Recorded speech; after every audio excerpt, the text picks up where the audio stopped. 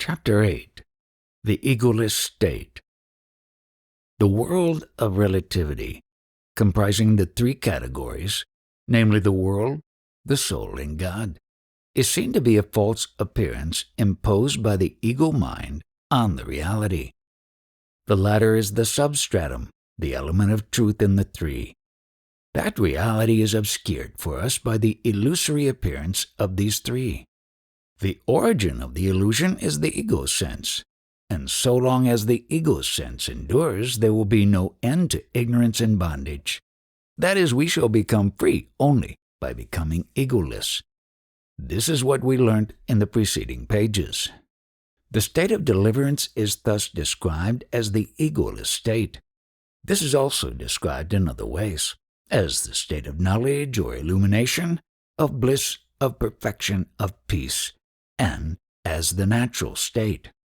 These descriptions seem to convey some definite ideas about it, but they do not do so, because, as we shall see later on, it is not within the scope of speech or thought. Two questions arise in regard to that state, namely whether there is such a state and whether it is desirable. The first question implies a doubt whether the state might prove to be one of utter nothingness, of the extinction of the self. The doubt is inspired by the deep-rooted belief that the ego is oneself. The answer to this is that there is a real self, which is something other and far greater than the ego, and that it survives the death of the ego since it is real, as defined by the sages.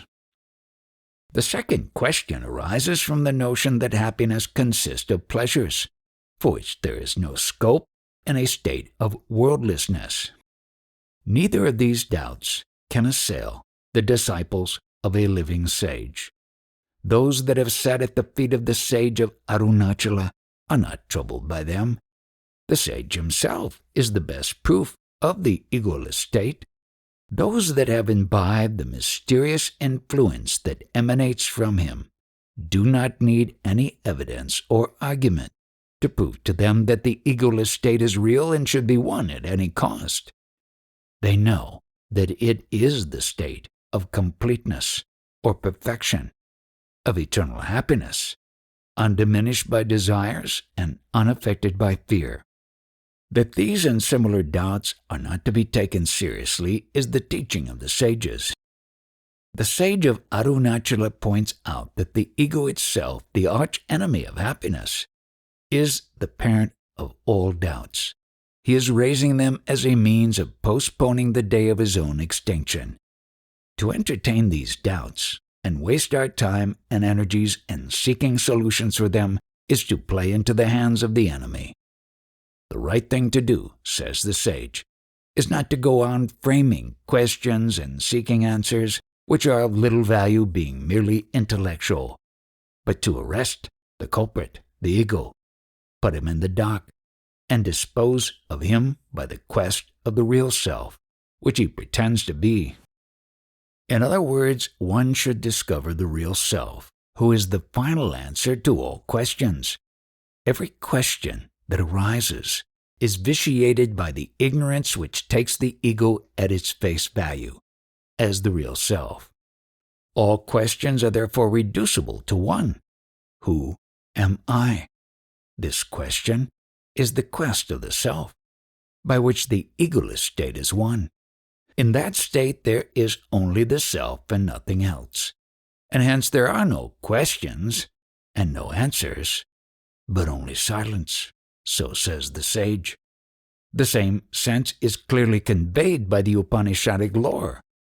When that Supreme Being is seen, then the knot of desires in the heart is cut, all doubts are dispelled, and all the effects of actions are cancelled. Thus we have clear warning that an endless raising of doubts is just a means of giving a new lease of life to the ego. It is a vice, perhaps more serious than those that are so called. It betokens a want of earnestness and a lurking love for bondage itself. But while an inveterate habit of raising doubt is discouraged, The well-meaning inquirer is helped to see for himself that there are answers to all possible questions, only that there must be a limit to questioning. To the perfectly ripe disciple, that is one who is in profound earnest to win the revelation of the self, these questions are of no importance. For he that is perfectly devoted to the real self is also quite ready to renounce the prison life that ego-ridden existence is. The sage tells him that the real self is the source of the ego, and should be sought and found if he would have the fullness of life. That is enough for him. He does not hesitate, allowing doubts to arise and hinder his quest of the self. We have seen in the first chapter that the sage himself did not hesitate, was not held back by doubts or fears. It was as if he had concluded that his relative existence, shadowed by the ego, was of no value at all, and was prepared to lose the whole of it for finding that which is real. We know also that he had not any of the advantages that are available to us in abundance, the sacred lore of the past and the teachings of the sages. We shall now see how these questions are answered by the sages. The state of egolessness is not nothingness, for the self is there in his real nature, as he really is unlimited by the ego. We have the testimony of a long line of sages to this effect. That real self is the life by which even now we are sustained, but for which our existence in relativity would be so intolerable that death would be preferred. Who would go on living but for this infinite bliss? For even now in this realm of ignorance we are sustained by currents, however weak and fitful, of the happiness of the real self, trickling through the dense folds of ignorance and sin in just sufficient amounts to keep us from despair and suicide. The ancient lore tells us also that he that finds that self, who is concealed in the heart, shall enjoy that profound happiness which is the simultaneous fulfillment of all desires. There is a special significance in the word simultaneous in the last cited passage. The happiness following the fulfillment of any desire is not only temporary, but even while it lasts, it is discounted by the ghost of other unfulfilled desires. Such is not the case with the bliss of the self enjoyed by the sage. This is explained by a later passage in the Upanishad, where it is shown that in the self is the fullness of bliss, where desire cannot possibly arise. The sage explains to us that the unalloyed, complete, and timeless bliss of the egoless state is due to the fact that the ego, itself the root of discontent, desire, and the fever of activity, is dead once for all, so that it can no more raise its ugly head. As a small animal cannot raise its head when the ocean overflows, so this little ego cannot raise its head in the state of illumination by the pure consciousness. Both the ancient lore and the sages appeal to reason also to confirm this teaching. The older revelation, for example, is often at pains to show that out of nothing, nothing can arise. How can the world come to birth from a mere nothing? The sage also tells us that because we have the conviction that the things seen by us exist, therefore there must exist a consciousness, the element of reality in the world appearance. From this we learn that the infinite consciousness is the underlying reality, not only of the world of things but also the world of persons. We are aware of a self. We have seen, however, that we are mistaking the ego for the self. But since there can be no idea of a self without there being a real self of some sort, we must perforce believe that there is a real self. The truth about that self can, however, be gathered only from the sages. From them we learn that it is the pure and infinite consciousness that dwells in the egoless state. Common experience also, as pointed out by the sages, confirms the teaching. The sage tells us that no one can deny his own existence. Whatever else he may deny, he must admit that he himself exists. For the very nature of the self is that it is an indubitable reality. If it be found that the particular finite self imagined by us does not exist, it only means we have ascribed selfhood to the wrong thing, not that there is no self at all. The real self is not experienced in its purity in any of the three states known to us, namely waking, dream, and deep sleep. There is, of course, the experience of I am. But this awareness of the real self is reduced to a mere atom by the limitation imposed by the ego and its creations. As pointed out by sage Shankara in verse 365 of Vivek Chudamani, the light of the self is hopelessly blurred by the medium of the mind, that he shines as he really is only in the egoless state, which is the negation of all these three states. But even before we attain that state, we can find traces of the self in the state of deep sleep, which are sufficient proof of his reality for the present, until we win for ourselves a full revelation of that self by transcending the three states. In deep sleep there is no body, nor mind, nor ego, but we are as sure as we can possibly be that we ourselves survive in sleep. It is by this survival that the continuity of selfhood, which no one can deny, is maintained, as we shall see later on. But before we discuss this in detail, we need to make a study of these three states in comparison with the egoless state, in the light of the teachings of the sages. The waking state is the one in which we see this world. It is supposed that in this world there is a multitude of finite selves, to all of whom this world is common. We suppose also that this world is an objective reality, with which we come into contact through the gateways, our senses. These are open only in the waking state. In seeking to persuade ourselves that the world is real, we forget that the body and the senses are part of the world appearance. So forgetting, we assume that these are real in the first place.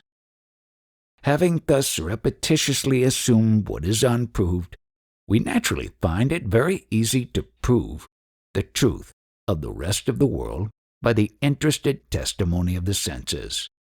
The judge who gives a decision on this point, namely the intellect, is incompetent, being the offspring of the ego, the father of lies. The ancient revelation tells us that the waking self is not really a finite being, as the intellect makes him out to be. He is not restricted to a particular body. His body is the whole universe, the whole of creation. He is called Vaisvanara, or Visva, the all-man. Our own sage tells us that this world of waking is one indivisible whole, so that we should either take the whole as ourselves, if we can, or renounce the whole as an illusion. This is what he says. Since every single body in the world is made up of 5 sheaths, all the 5 sheaths together answer to the name of body. Such being the case, how can the world exist apart from the body? Is the world ever seen by anyone without a body? Here the sage reminds us of a fact that we as a rule ignore, but it is a fact that we cannot deny. When one sees the world, he sees also a body of his own. This is the case both in waking and in dream. The body and the world are inseparable co-appearances. When there is no world appearance, neither is there a body. The sage asks us here, if the world were something having a distinct existence apart from the body, why does not the world appear to us in sleep, when we are bodiless? The question is unanswerable. The fact is that the world has no existence apart from the body. So the whole world is our body, a creation and projection of the ego mind, just as it is in dreams. The objection may be raised that being bodiless in dreams, we still see a world of some sort. The dreamer's body lies inert on his bed, but still there appears to him a world of variety similar to the waking world. Also, when one dies and goes away, leaving his physical body to be burnt or buried, he is bodiless, but is able to travel to another world and dwell there for some time before taking birth in this world again. While he dwells in that other world, he must be seeing that world. To this, the answer is that the word body does not mean only this body of flesh, but also others of a finer texture.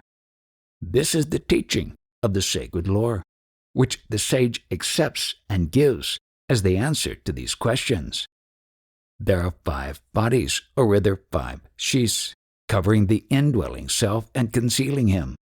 All these put together make up the body, and hence so long as one or more of these sheaths are left, the self is not bodiless, and hence can see a world corresponding to the remaining sheaths. When one dreams, the subtle or mental body is left to the ego, and it is this subtle body that expands and becomes the dream world. Similar is the case with the passenger to another world. He travels in his subtle body, which enables him to hold commerce with that other world. Of course, that world is the creation of his mind. Hence, in every case where a world is seen, there is also a body for the ego. Thus, it has been rightly said that body and world are always seen together, that they are one single indivisible appearance, as stated above, is unquestionably true.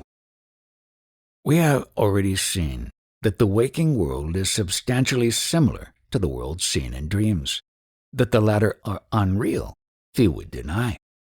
Those that deny this need not be taken seriously.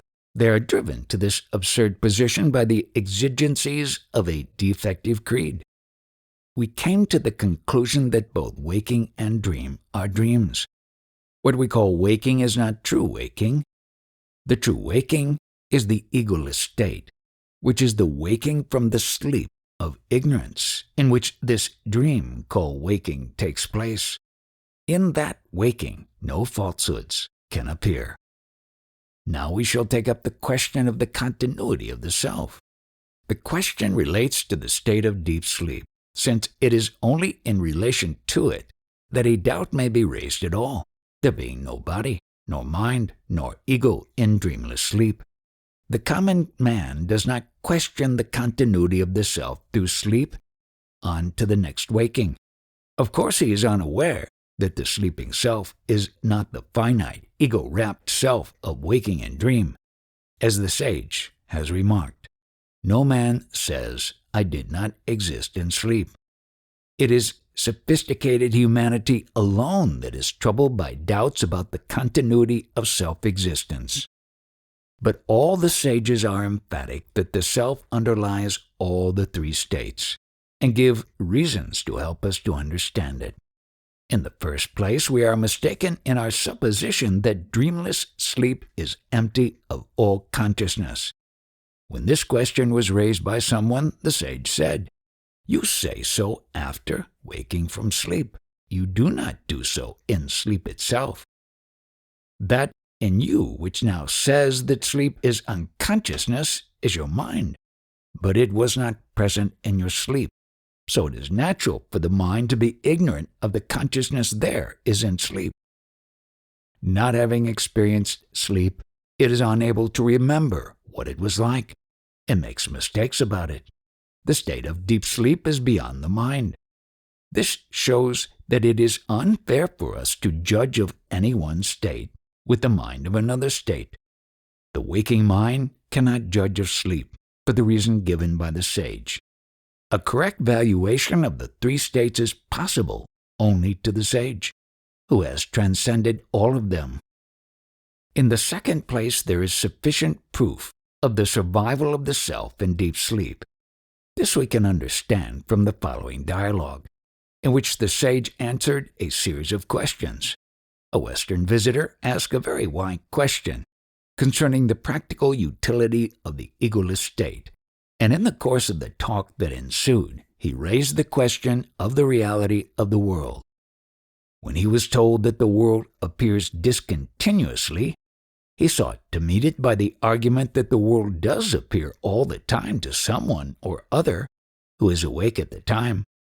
The sage showed that the argument is inconclusive, as shown already. Then the sage proceeded as follows. You take the world to be real, because it is a creation of your own mind, as in your dream.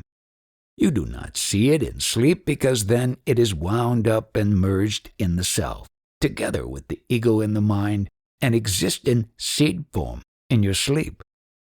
On waking, the ego arises, identifying itself with the body, and at the same time sees the world.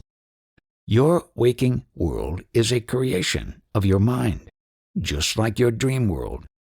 There must be someone that sees the world, both in waking and in dream. Who is he? Is he the body? No.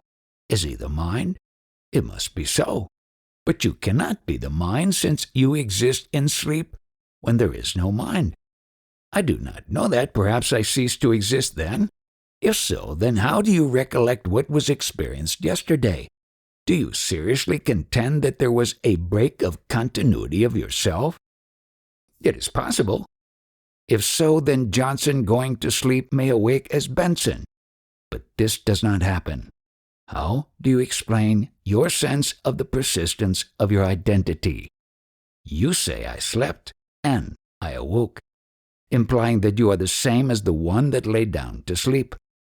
The questioner had no answer to make. The sage continued. When you awake from the sleep, you say, I slept happily and feel refreshed. So sleep was your experience.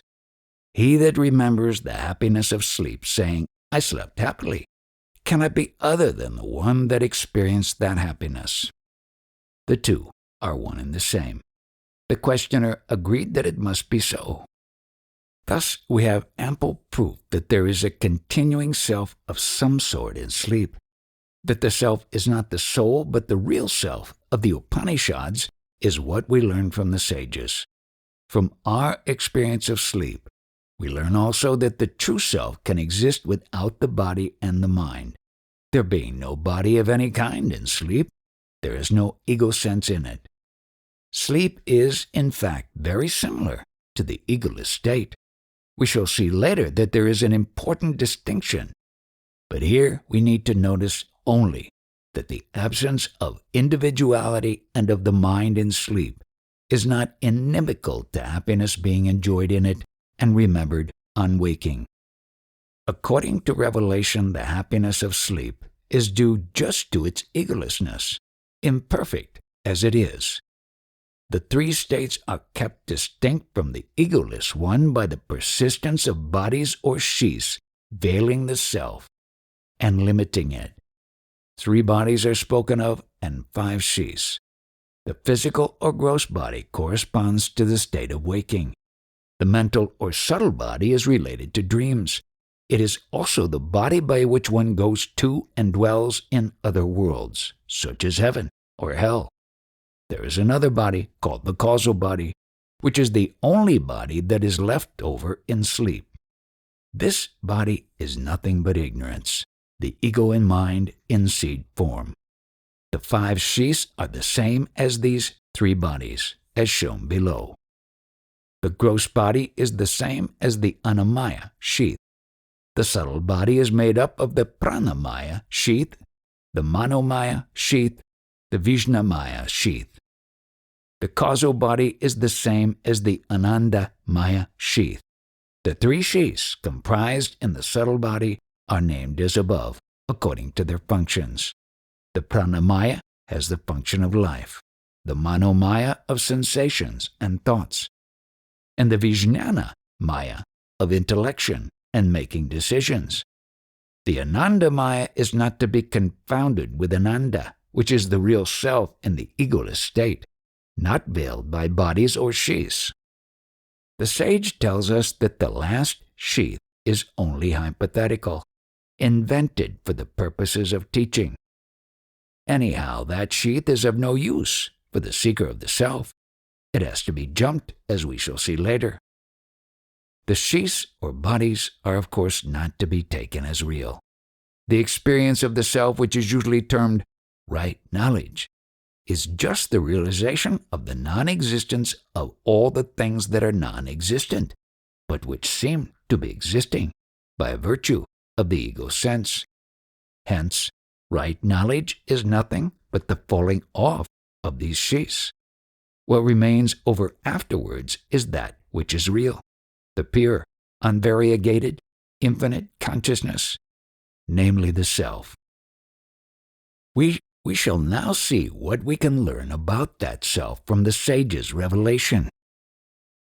The real self in the egoless state is none other than the reality called Sat, that which is. This Sat is also Chit, consciousness. For nothing is real that does not exist in its own right. Whatever has no consciousness can exist only by consciousness. That is why the sages say that the world is mental.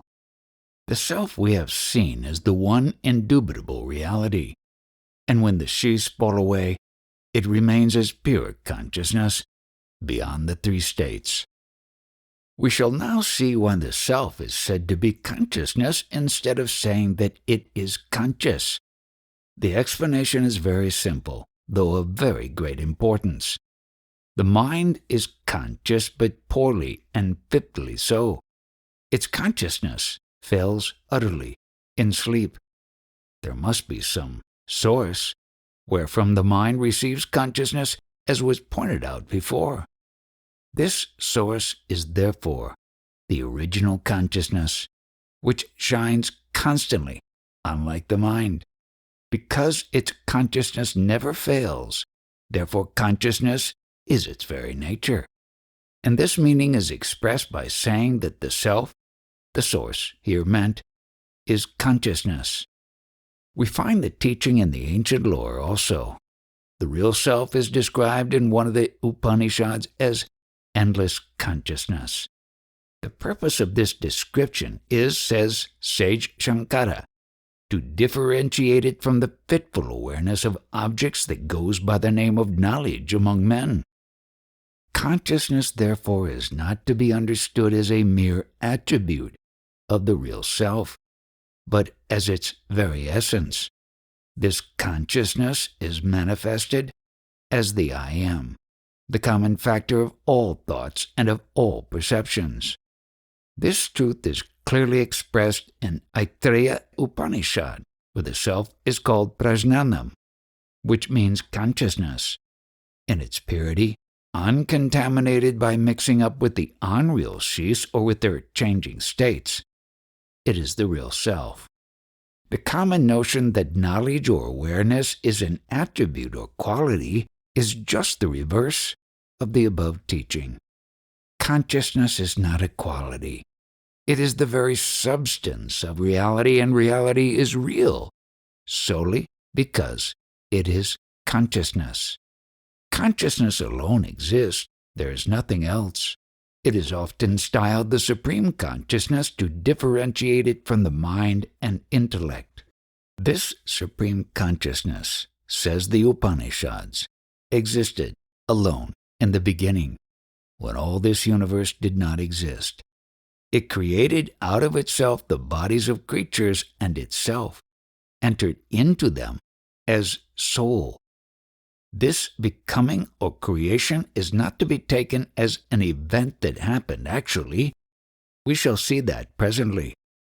The purpose of these stories of creation in the ancient lore is to convey in a graphic manner the teaching that the self in us is just the reality, that there is no individual soul. If creation actually took place, it would follow that the reality was broken into parts. That is absurd, as we have seen before. This is what the sage tells us. The reality is neither broken into parts nor does it suffer limitation. It only seems to be so. The mind it is that causes the appearance of parts by falsely identifying it with bodies of sheaths and thus limiting it. The mind imagines the reality is finite, thinking itself to be finite.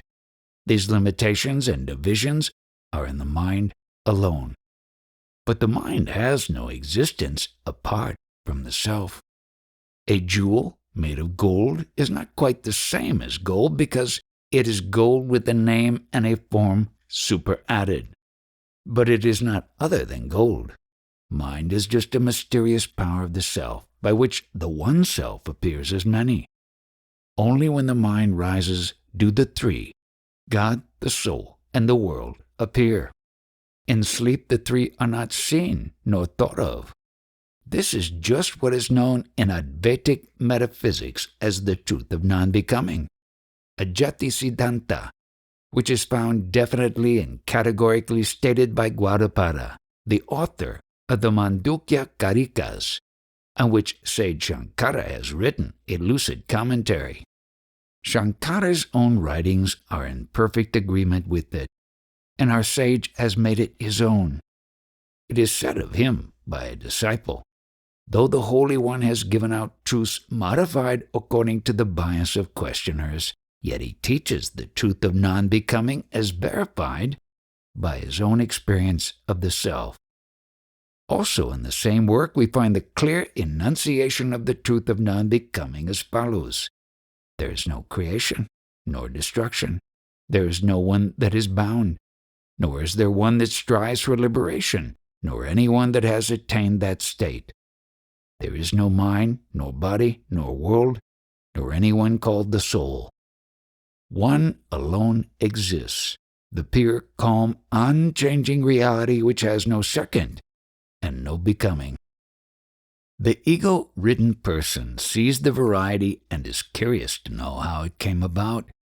He is told that God made it all, and also that He made it all out of Himself. By thinking on this, he comes to see that all multiplicity is a unity in something which is called God. He next wants to know about God. He is persuaded that God must be a person like himself, though different in size, power, and qualities. In the beginning, therefore, he has to be allowed to go his own way. But there comes a time when he can bear to be told that God is not a person at all. Then the sage tells him that God is egoless. The meaning is that he is the one reality that is the self in all.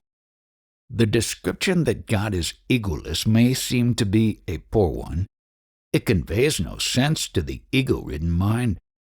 People want to be told that God dwells somewhere in the sky, in the world of great splendor, surrounded by wonderful beings called gods or angels.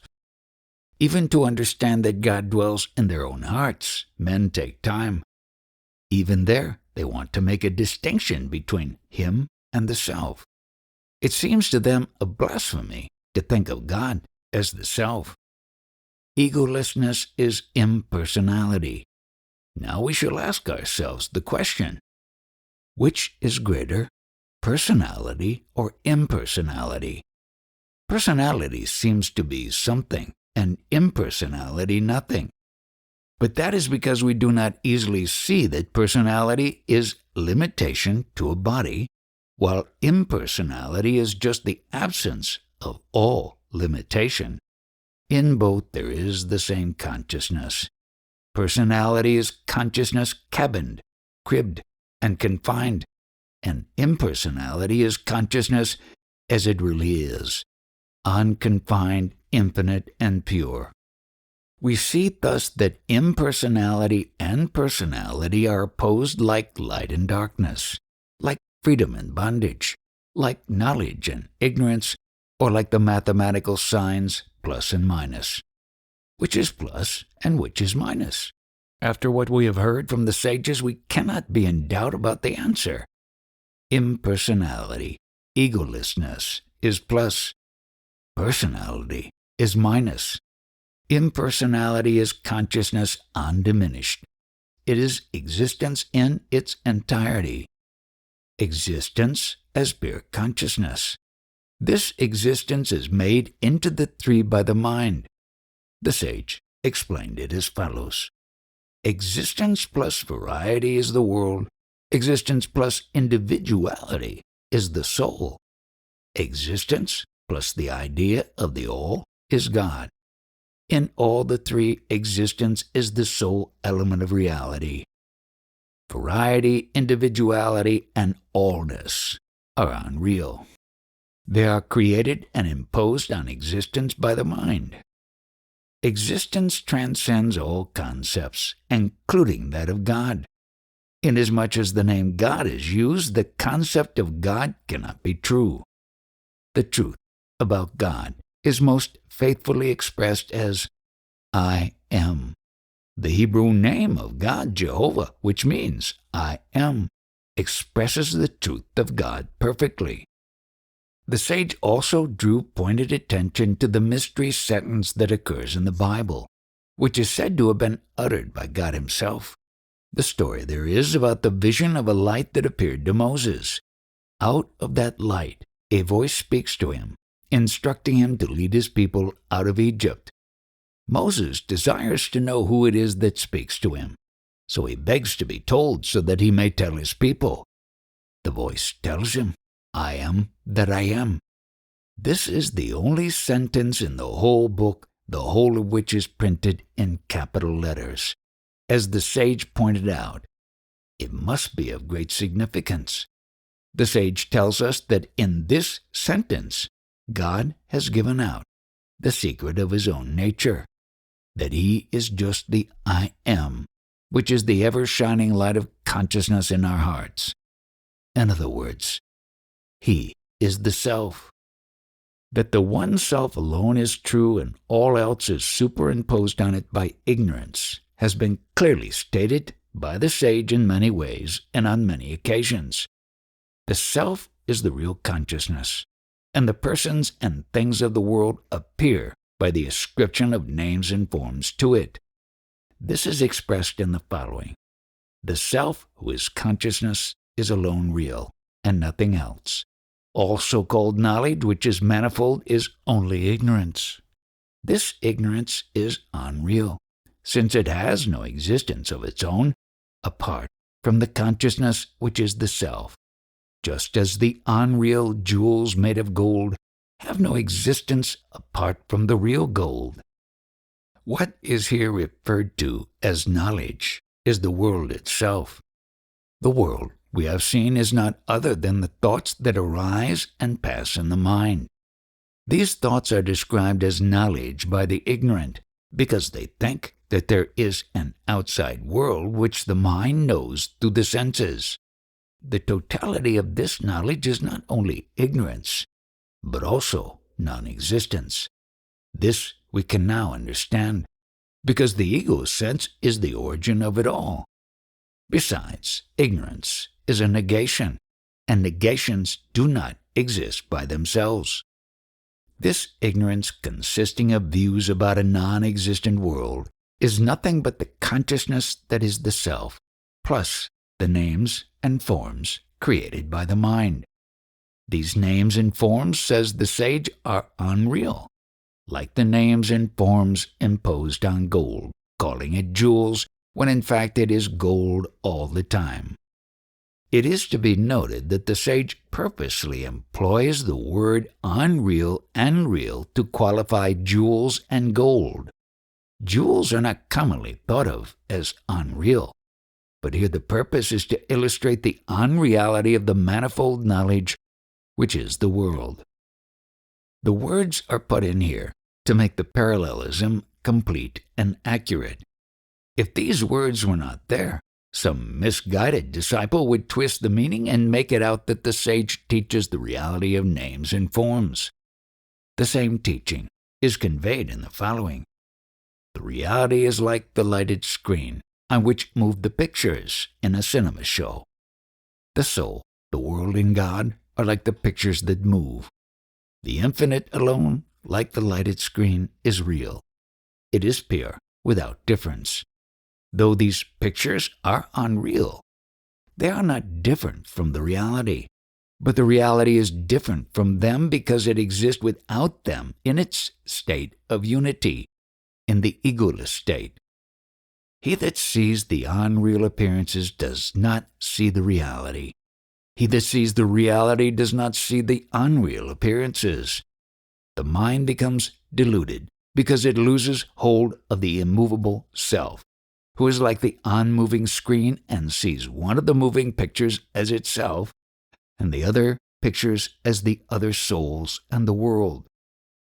It will appear from this that the soul, the seer of the world, is inseparable from the world, which is a spectacle. The whole is a creation of the ego. The whole of this teaching was given by the sage to an American disciple as follows: only one consciousness equally distributed everywhere. You through illusion give it unequal distribution. No distribution, no everywhere. In this instance, the sage spoke in English, and the above are the very words spoken by him. Here, in the first sentence, the ideas of distribution and everywhere had to be admitted. But in the third sentence, the sage makes it clear that they too are illusions because they are the creations of the ego mind. The self of the egoless state is often called the great self, thereby distinguishing it from the pitiful little self that appears in the three states. But the sage tells us that the true distinction thus expressed is not between great and little, but between real and false. The great self is the real self. The other self does not really exist. This self is displaced by the real one when the ego dies because it is false. The sage is often loosely described as one that knows the self. But this is not intended to be taken in a literal sense. It is a tentative description, intended for those that believe ignorance to be something that exists. They are told that this ignorance is to be got rid of by winning knowledge of the self. There are two misconceptions in this. One is that the self is an object of knowledge. The other is that the self is unknown and needs to be known. The self being the sole reality, he cannot become an object of knowledge. Also, being the self, he is never unknown. The ancient lore tells us that he is neither known nor unknown, and the sage confirms it. How can this be? The self is the pure I am, the only thing that is self-manifest. By its light, all the world is lighted up. But it seems to be unknown and to need to be known, because it is obscured by the world and the ego. What is needed is to remove these. The sage explains this by the analogy of the room that is encumbered with unwanted lumber. If space be wanted, all that is needful is to clear out the lumber. No space has to be brought in from outside. So too, the ego mind and its creations have to be emptied out, and then the self alone would remain shining without hindrance. What is loosely called knowing the self is really being egoless and the self. Thus the sage does not know the self, he is the self.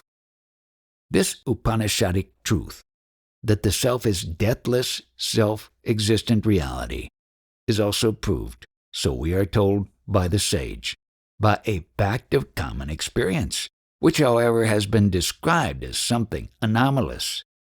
We all know that death is certain, but we ignore it and act always as if there were no death. And this is accounted a strange thing. But if we take into account the teaching of the sage, namely that we as the real self are deathless in fact, what is there strange in this? This is an indication that the self never really became bound or confined, never really lost his nature as the reality. The real self is therefore neither non-existent nor unconsciousness. It is existence and consciousness. it is also defined as happiness or bliss. Here again we have to be aware of notions that belong to the world of the ego. The self is impersonal, and therefore it is happiness, and not someone that is happy. He that is happy is not so at all times. Sometimes he is miserable, and he is more happy at one time than at another. This we have seen in the second chapter. The real self in the egoless state is not at all like this happy man. Happiness is the essence of his nature, like existence and consciousness. Just as the self is the original of all existence and of all consciousness, wherever manifest, so he is the original of all happiness, chiefly in the form of pleasure that is experienced by ego minds. Another clear proof of the reality of the self in the natural state is given by the sage, quoting the Yoga Vasistham. Just as in springtime there comes to trees an increase of beauty and other qualities, so to the seer of the real self, who is contented in the enjoyment of the bliss of the self, there comes surely an increase of light, power, and intelligence. These manifestations are proof to those who are inclined towards doubt that there is something behind the new blossoming of excellences.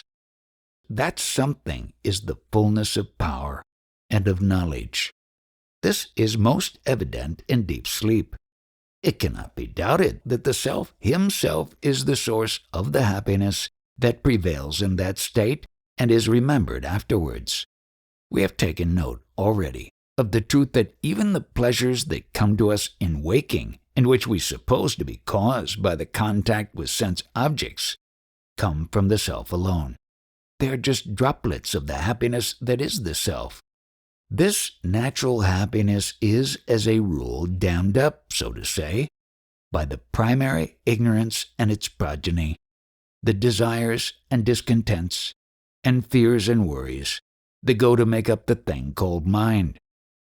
The mind, functioning as a distinct entity, almost completely effaces the happiness that is ours by nature as the self. But sometimes the mind ceases to obstruct, more or less, and then what seems to us an abundant measure of happiness comes to us. What happens is that the mind for a brief space becomes one with the self, as in deep sleep, and then we are filled with happiness, as it were. This occasional union with the self occurs whenever the mind's unrest abates, by the fulfillment of some ardent desire or the removal of some fear. This happiness is transitory, because there are other unsatisfied desires which soon become active, and then the mind loses its hold on the self. The sage tells us that unhappiness is no other than this separation of the mind from the self, and that happiness is just the return of the mind to its source, the self. The mind is active as mind when it is separate from the self. To become aware of anything is to disconnect the mind from the self, and that is unhappiness. Not to be aware of things or thoughts is happiness, for then we are the self. This is graphically expressed in the ancient lore as follows. As one that is locked in embrace with his beloved wife knows not anything outside or inside, so the person who is locked in the embrace of the real self knows not anything outside or inside. That this is not unconsciousness is pointed out in a later passage. Seeing, he sees not. Certainly the seer's sight never fails, because it is indestructible, but there is no second object separate from him for him to see. Thus both the questions propounded about the egoless state are answered. There is a real self underlying the three states, who is by nature immortal and would survive the reduction to nothingness of the unreal, the ego. Happiness is the very nature of that self, and hence the egoless state is the one thing that is desirable. beyond all comparison with anything that there is in relativity. The one great difficulty that the intellect finds in accepting this teaching is this: the intellect demands a rational link between the world it knows and the self or reality it is told about. It wants a bridge over which it can pass and repass between the two.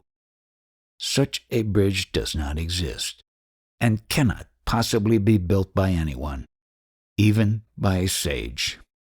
The reason is extremely simple, namely the fact that the world and the reality are negations of each other. We have seen, therefore, that what appears as the world is just the reality, and this was made intelligible to us by the analogy of the snake seen in a rope. So too the world and the reality are negations of each other. They cannot be seen simultaneously. The rope is unrelated to the snake. It did not give birth to the snake. So too the world and the reality are negations of each other, in the sense that he that sees one of them does not and cannot at the same time see the other. The two cannot be experienced simultaneously. He that sees the world sees not the self, the reality. On the other hand, he that sees the self does not see the world. So one of them alone can be real, not both. Hence, there is no real relation between them. The world did not come into existence from the reality. The latter is wholly unrelated to the former. Therefore, it is clear that the bridge that the intellect demands does not exist and cannot be built. Questions that are raised, assuming that there is such a bridge and wanting to know all about it, are therefore meaningless and deserve no direct answer. One such question we have noticed before. It was about the origin of ignorance. The same question was put to the sage in a more general way as follows: how can the state of deliverance be harmonized with the world? The sage answered, that harmony is in deliverance itself. The sage who is in that state is not aware of any disharmony. On the contrary, there is perfect harmony there, because the self alone is there, worldless.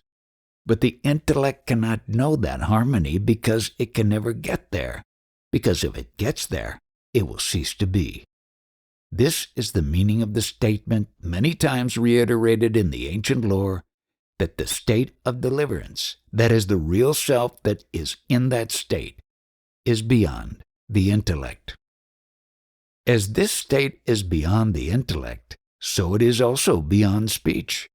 Attempts to give a faithful description of the state in words are bound to fail. That is, any description making a positive statement about it will be inevitably false in one or more particulars. Many such statements that are found in the ancient lore are corrected by fresh statements, and these again by others, until the disciple is ripe for being told that it cannot be objectified by the intellect without falsification, and that direct experience is the only means of knowing it aright, or rather of ceasing to know it wrongly.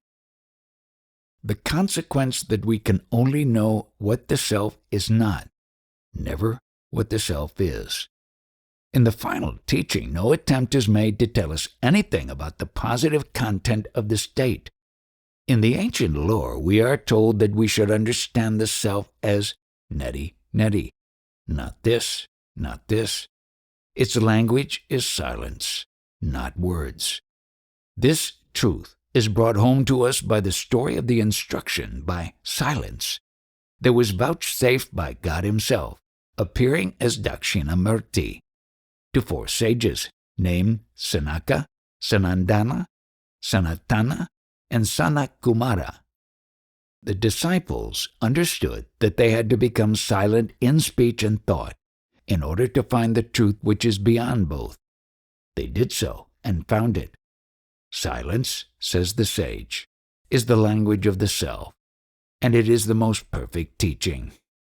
Language is like the glow of the filament in the electric lamp, but silence is like the current in the wire. Thus, we are not to expect any positive description of the egoless state or of the self that is in that state. Even the sage cannot tell us anything positive about that state. All that he can do is to remove our misconceptions about it. He tells us what it is not, or rather how it differs from the states known to us in relativity. And the only one who could tell us anything at all about that state is the sage. There is a saying current among the people, to the effect that he that speaks about it has not seen it. He that has seen it does not speak. It may be said that there are positive descriptions about it in the ancient lore, namely that it is reality, consciousness, and happiness, Sat Chitananda. The answer is that these descriptions are positive only in form. They are negative in meaning, being intended only to dispel misconceptions. It is called reality, to dispel the notion that it is non-existence. It is called consciousness, to show that it is neither insentient, like inert objects, nor fitfully conscious like the mind. And it is called happiness, to show that in it we transcend this relativity which is essentially unhappy. One thing that is clear about the state is that it is not a world or a place of abode, to which the liberated ones are to go either now or after death.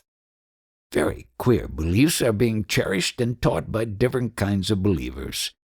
Some say that when deliverance comes to one, he is bodily taken up into the sky. Others say that the body simply vanishes, being miraculously transformed into something invisible. According to these persons, if there be a dead body left, there has been no deliverance. Most people believe that deliverance means going or being taken to some kind of heavenly world. We are told in Yoga Vasishtam, deliverance is not in the top of the sky, nor deep inside the earth, nor on the earth. It is just the extinction of the mind with all its desires. The meaning is that the egoless state is not in relativity, and it cannot be in it, because it is the utter negation of it. The same is the teaching of the ancient lore, which says, when all the desires infesting the heart become extinct, then the mortal becomes immortal. Just here, he becomes Brahman. But there is a statement about the self which might seem to conflict with this. Both the ancient lore and the sage tells us that the reality dwells in the heart. The sage also tells us that Jesus meant the same thing when he said, "The kingdom of heaven is within you." This at the first thought seems to imply that the real self is in relativity, and is even of atomic size, being confined within a space no bigger than a man's thumb. But this is not intended to be taken in a literal sense. For we are told that the infinite sky, together with all the worlds, is inside that small space. The purpose of the teaching is that the self must be sought and found by turning inwards, away from the world. This we shall see in the next chapter. We are told by the sage, quoting from the Yoga Vasishtam, that the heart meant is not the lump of flesh called by that name, but the real self, the original consciousness. It is called heart because it is the source of intelligence from which the mind takes its rise and expands into the world. To that source it must return, so that relativity may be wound up and may cease. When the mind, with life, returns to the heart and stays there in unity with it, then it can no more project on the self the world appearance which conceals it. From this it follows that the sage does not see the world, though he rarely says so, having regard to the weaknesses of questioners. This we shall see later, when discussing the questions that concern the sage. The self is therefore, in a sense, the all. it is spoken of as the totality, of which the worlds and creatures are fractions, though in absolute truth it has no fractions. Thus to gain the self is to gain the all. The sacred lore tells us, that which is infinite is happiness. In the finite there is no happiness. The sage tells us, the self alone is great. All else is infinitesimally small. We do not see anything whatever other than the self, for which we may sell the self. We are reminded here of the saying of Jesus, "What does it profit a man if he gains the whole world, yet loses his own self?" For a very, very small price, the surrender of the ego, this infinitely great one, the self, is to be had. But this small price has to be paid. And yet it happens that men are afraid of this state. They are not afraid of the ego-ridden existence, which is the source of all their fears, because they believe the ego to be themselves, and know not the real self.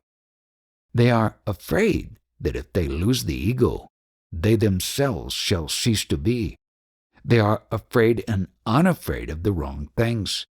They are afraid of fearlessness, which is egolessness, and unafraid of fear, which is the ego. That the loss of ego is no loss ought to be clear to them from their experience of the happiness of sleep. No one is afraid to go to sleep, says the sage, though it is egoless. So why should one be afraid to lose the ego, the cause of all fear, once for all, and thereby win fearlessness?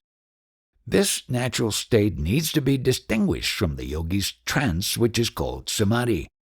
This we are told by the sage of Arunachala. There are various kinds of trance, and the highest is called the trance without thought, nirvikalpa samadhi. The description without thought applies also to the natural state. The yogic trance is called kevala nirvikalpa samadhi. The natural state is called the sahaja nirvikalpa samadhi. Sahaja means natural. This alone is the state of deliverance, not the other. The distinction is brought out by the sage's answer to a question. A disciple asked him, "I am convinced that one that is in the nirvikalpa samadhi remains unmoved by any activity of the body or the mind. I base my opinion on my observation of your state. Someone else maintains that samadhi and bodily activity are mutually incompatible and cannot coexist. Which of these views is correct?" The sage answered, "Both of you are right. There are two nirvikalpa samadhis. One is called the natural state or sahaja nirvikalpa samadhi, or simply the sahaja. The other is called kevaya nirvikalpa samadhi. Your view concerns the former. The other view concerns the latter. The difference between them is this. In the former, the mind is dissolved and lost in the self. And being so lost, it cannot revive, and hence there is an end of bondage. In the latter case, the mind is not dissolved and lost in the self. It is immersed in the light of the consciousness, which is the self. While it is also immersed, the yogi who is in that samadhi enjoys great happiness. But since the mind remains distinct from the self, it can and does become active again, and the yogi becomes subject to ignorance and bondage. He that has won the natural state is the sage. He is free once for all and cannot become bound again. The difference is illustrated thus. The mind of the sage that has attained the natural state is like a river that has joined the ocean and becomes one with it. It does not return. The mind of the yogi that is in the yogic samadhi is like a bucket let down by a rope into the well, where it remains submerged in the water. By the rope it can be pulled up again, so the mind of the yogi can go back to the world. He is not free. Thus he is very much like common men. The yogi's mind in samadhi is like the mind of a sleeper in sleep, with this difference, that while the sleeper's mind is immersed in darkness, That of the yogi is immersed in the light of the self. The sage, that is the one whose mind has become dissolved into the self, is not affected by the world in any way, though to all outward appearance he, that is his body and mind, may be active in the world. His activities are like the eating of a meal by a somnolent child who is being fed by the mother, or like the movements of a carriage in which the driver is asleep. We shall come to this point later on. It is thus clear that only the one that has won the natural state, that is the one that has become egoless, can become a teacher of the truth about the self to others, not the mere yogi who has won the Kevala Nirvikalpa. That the attainment of the latter does not make one free is illustrated by the sage by the instance of a yogi who had attained this samadhi and was able to plunge into it by effort and remain in it years at a time. Once he came out of samadhi and felt thirsty. His disciple being near, he told him to fetch water, but the disciple was long in bringing water. Meanwhile the yogi dived into samadhi again. Centuries passed, during which the sovereignty of the land passed from the Hindus to the Muslims, and from them to the British. At last the yogi awoke, and his first thought was that his disciple would have brought the water. So he just called out, "Have you brought me the water?" Here clearly the mind was surviving in latency during the samadhi and resumed its activity just from where it left off. While the mind survives, there is no deliverance. It seems likely that the natural state might come after repeated experience of the other state for some months or years. The mind might get worn away little by little in this way, just as a doll of sugar, immersed again and again in a sea of sugar cane juice, might get worn away until nothing is left of it. We are now able to answer a question which was raised and answered long ago in the ancient lore. This question might have occurred to the reader also. The state of deliverance is egoless. So is deep sleep. So it would seem as if one can become free by merely going to sleep. But it is not so. No one becomes free by going to sleep. When he awakes, he finds himself as much in bondage as ever before. We have seen that even the yogi, when he comes out of his trance called samadhi, is in the same predicament. The question is, why does not the sleeper who becomes egoless in sleep stay egoless? Why does the ego revive again on waking?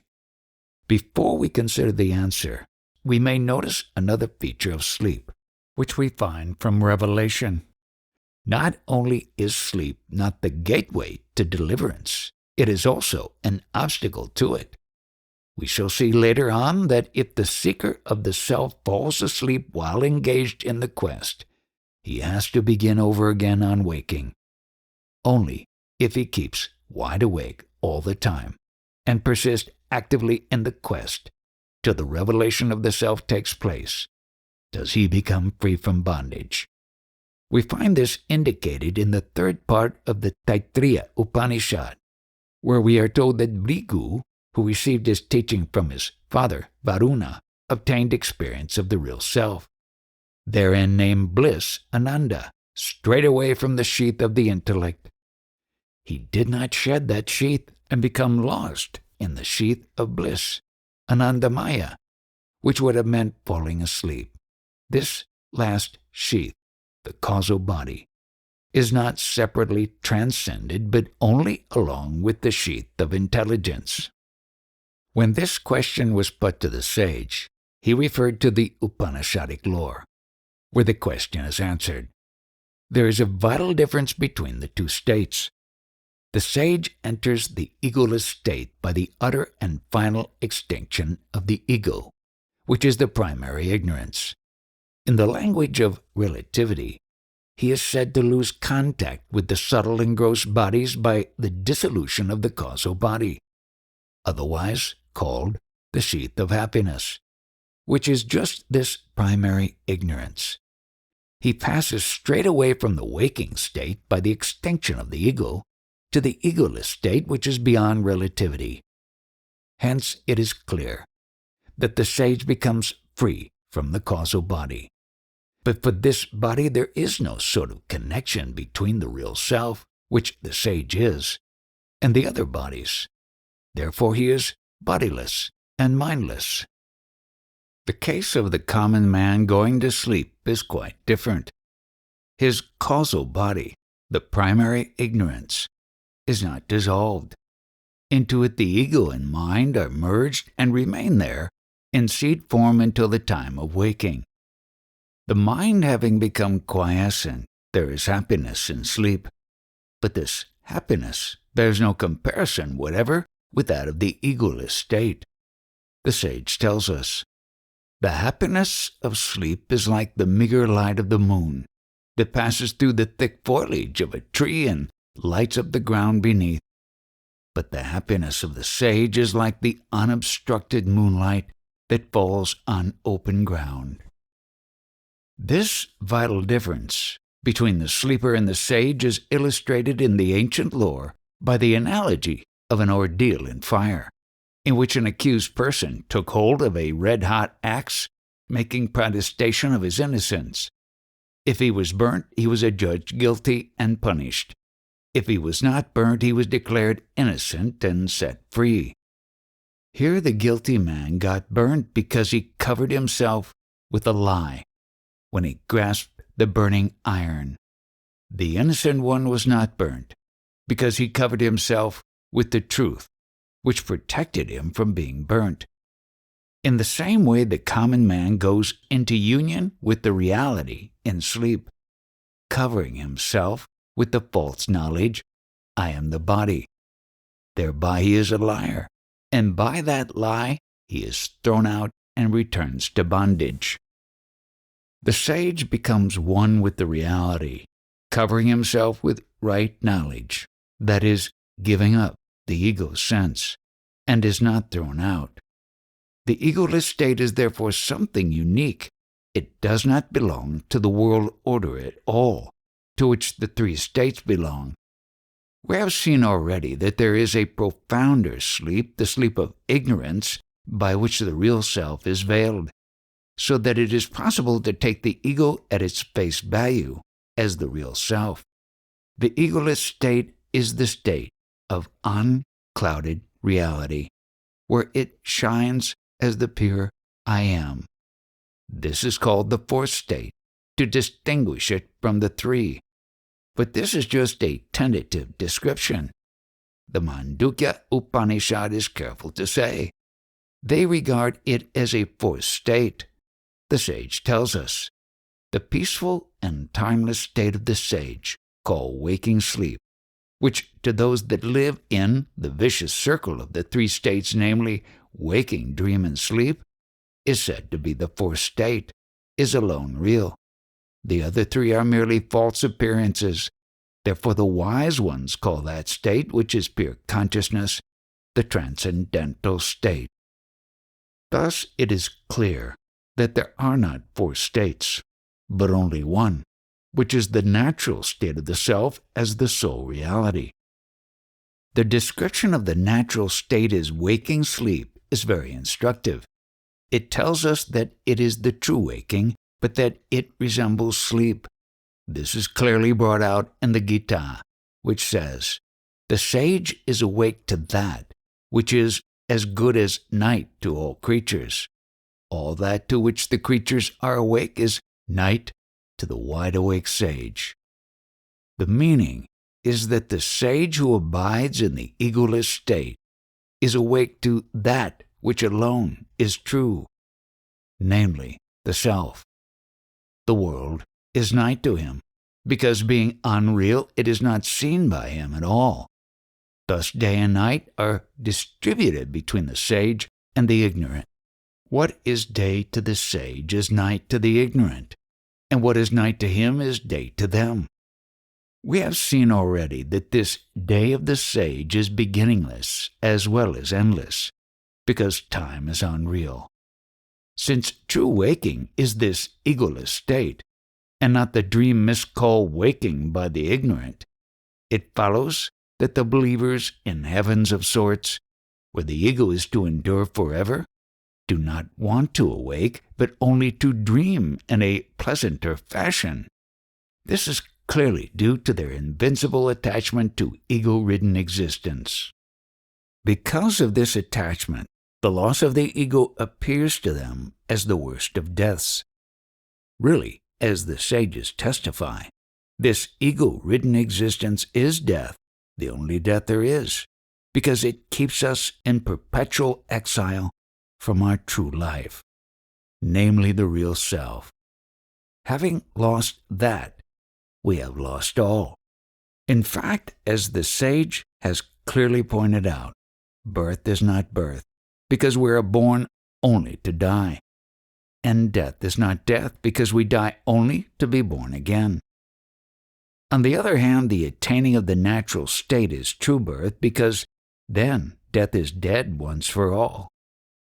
Of the sage in that state, Sri Ramana says, that man of elevated mind is alone really born, who has been born in the source of his being, the supreme reality, through the quest, whence am I?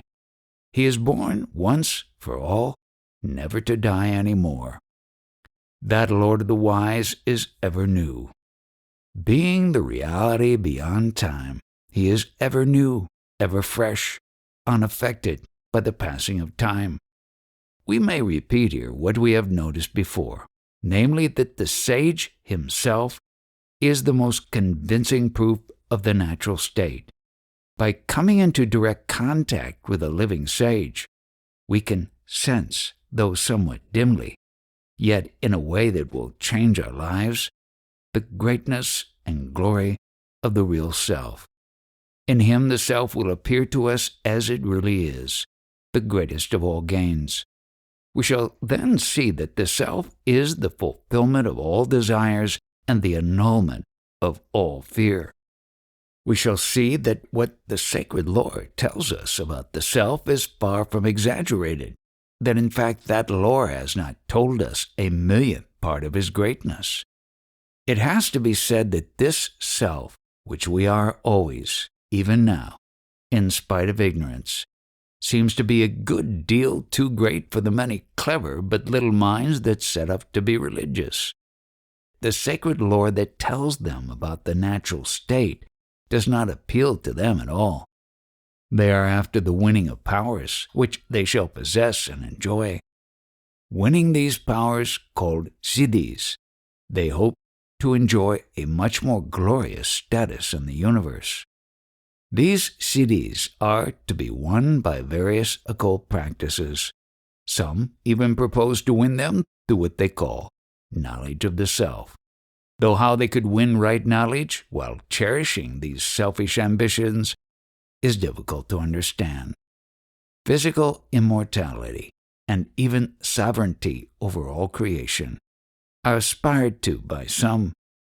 These men seem to feel that God has not proved a success as the governor of the universe, and that they themselves can do the work far better after winning the necessary equality with God and then superseding him.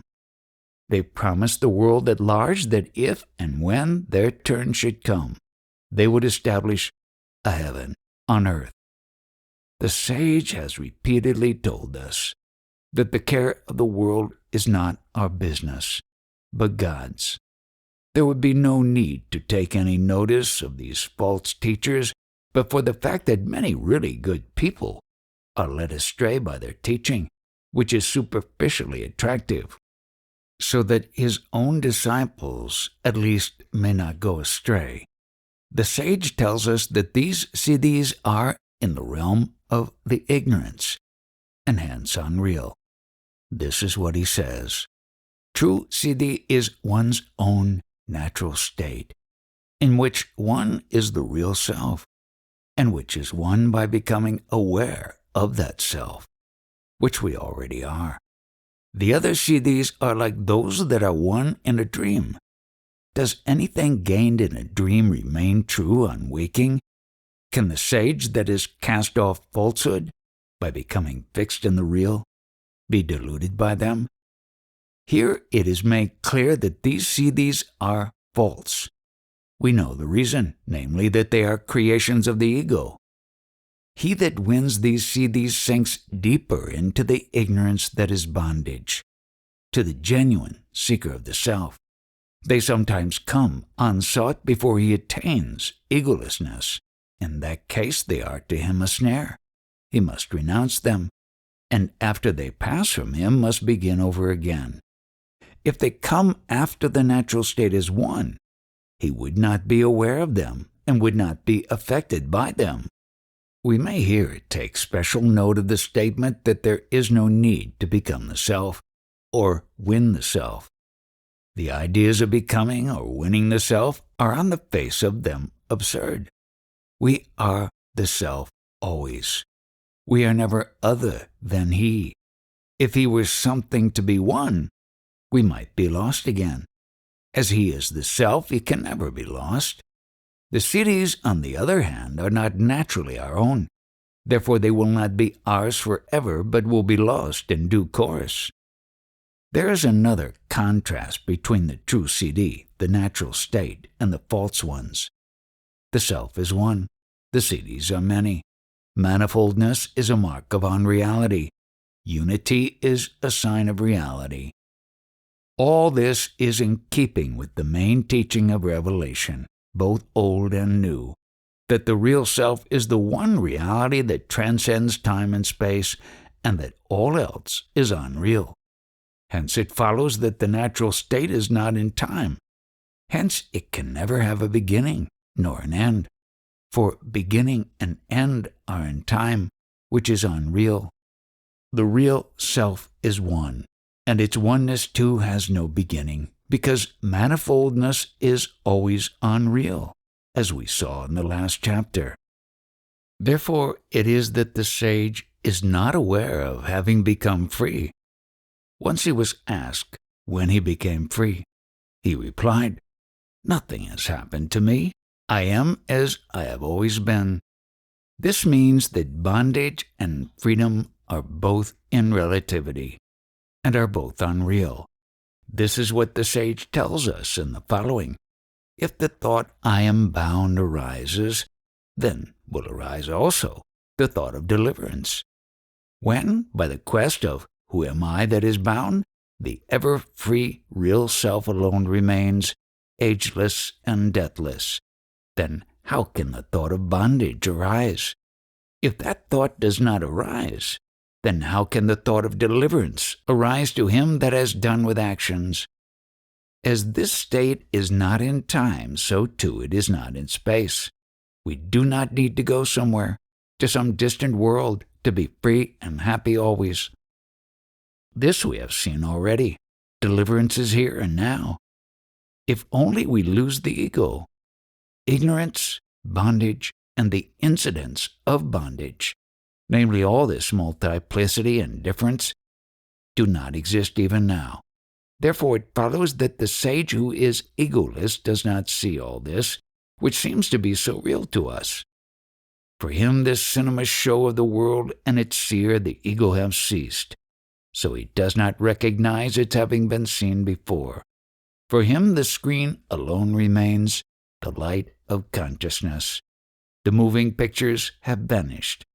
That screen we know now is the pure I am, and which is imposed by ignorance, the whole of this false appearance. Therefore, said the sage, since we see the world, it follows that there is one supreme being, of whose power of illusion all this is a becoming. This cannot be disputed. All the four things, namely the pictures consisting of names and forms, their supporting screen, the light, and the seer, are not different from him, the real self, in the heart. The true self, it is here expressly pointed out, is not itself the cause of this variety. It has no becoming, as shown before. What becomes the universe is Maya, the mysterious power that has to be assumed as belonging to the self, to account for the world appearance. This Maya is the same as mind, which is the ego. Out of this Maya come forth the four, of which the individual soul is one. That is why he is unreal. Therefore it follows that this false appearance will persist only so long as the ego sense continues, not after the extinction of the ego. Therefore we have to understand that to the sage the world does not appear, though it may appear to others that the sage sees the world, and though the sage himself does not always deny seeing the world. There are certain other details about this state which can conveniently be studied in a later chapter, where we shall seek to understand something about the sage, whose state it is. This transcendent state, which alone is true, is obscured by the ego and its creations, the mind, the body, and the world, just as the rope is obscured by the snake. Therefore they are declared to be unreal as such, that the element of reality in them is the self. Those that want to realize themselves, the reality of the real, have to turn aside from the world by accepting the teaching that it is unreal and seek the truth within, in the heart, in the manner shown by the sage of Arunachala and described in the next chapter.